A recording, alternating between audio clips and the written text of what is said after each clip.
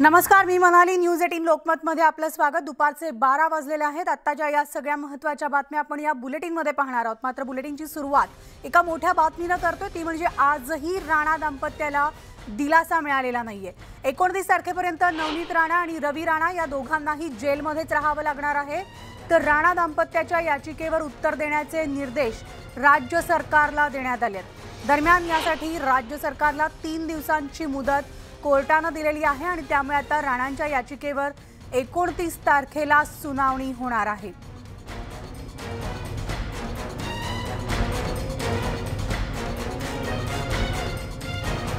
तर आत्ताची आपण ब्रेकिंग बातमी पाहतोय. आजही राणा दाम्पत्याला दिलासा मिळालेला नाहीये. 29 तारखेपर्यंत खासदार नवनीत राणा आणि आमदार रवी राणा या दोघांनाही जेलमध्येच राहावं लागणार आहे. तर राणा दाम्पत्याच्या याचिकेवर उत्तर देण्याचे निर्देश राज्य सरकारला देण्यात आलेले आहेत आणि यासाठी राज्य सरकारला 3 दिवसांची मुदत कोर्टाने दिलेली आहे. त्यामुळे आता राणांच्या याचिकेवर 29 तारखेला सुनावणी होणार आहे. आणि याविषयी सविस्तर बोलूयात. आमची प्रतिनिधी सुस्मिता बदाणे आपल्यासोबत आहे. सुस्मिता, आपण पाहतोय आजही राणा दाम्पत्याला दिलासा मिळालेला नाही आणि राज्य सरकारला कोर्टाने 3 दिवसांचा अवधी दिलेला आहे. उत्तर देण्याचे निर्देश जे आहेत त्यांच्या याचिकेवर ते देण्यासाठी 3 दिवस राज्य सरकारला देण्यात आलेत. काय सविस्तर अपडेट्स? या खासदार आहेत आणि आमदार रवी राणा यांनी जो काही आक्षेप त्यांच्यावरती दाखल करण्यात आलेल्या FIR वरती घेतलेला होता, गुन्ह्यांवरती घेतलेला होता, त्याविषयी आज सुनावणी पार पडली मुंबई सत्र न्यायालयामध्ये. आणि या सुनावणीमध्ये 29 एप्रिलला मुंबई सत्र न्यायालयाने जामीन अर्जावरती सुनावणी होणार असं सांगितलेलं आहे. या संपूर्ण प्रकरणामध्ये 27 एप्रिलला सरकारी वकील मुंबई सत्र न्यायालयात आपले म्हणणं लेखी स्वरूपात मांडलेले होते आणि त्यानंतर 29 एप्रिलला अर्जावरती सुनावणी होईल.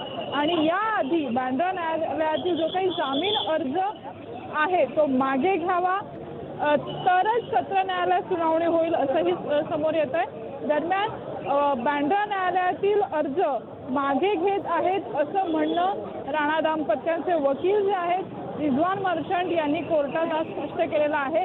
त्यामुळे आगामी 3 दिवसांमध्ये सरकारला स्पष्टीकरण देणं बंधनकारक असणार आहे.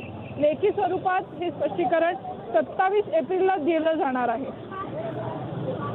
तर त्यामुळे 29 तारखेपर्यंत राणा दाम्पत्य कोर्टातच तुरुंगातच असणार आहेत. याचिकेवर उत्तर देण्याचे निर्देश जे आहेत ते राज्य सरकारला कोर्टाने दिलेले आहेत.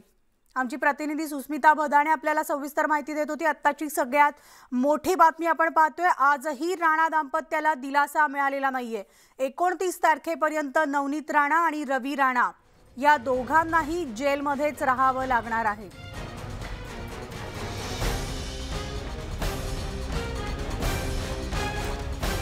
तर पुन्हा एकदा जाऊयात. आमची प्रतिनिधी सुस्मिता बदाणे आपल्यासोबत आहे. सुस्मिता, आपण पाहतोय खरं तर नवनीत राणा यांनी पोलिसांवर देखील अनेक आरोप केलेले होते तुरुंगामध्ये असताना आणि हे जे आरोप आहेत हे पुन्हा एकदा कोर्टासमोर मांडण्यात आले का?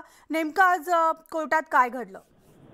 खरं तर आपण बघितलं नवनीत राणा यांच्यावरती 2 महत्त्वाचे गुन्हे हे नोंदवण्यात आलेले आहेत. त्यामधील पहिला गुन्हा हा कायदा आणि सुव्यवस्थेचा प्रश्न निर्माण करत 2 समाजामध्ये तेढ निर्माण करणारी वक्तव्य त्यांनी केली होती.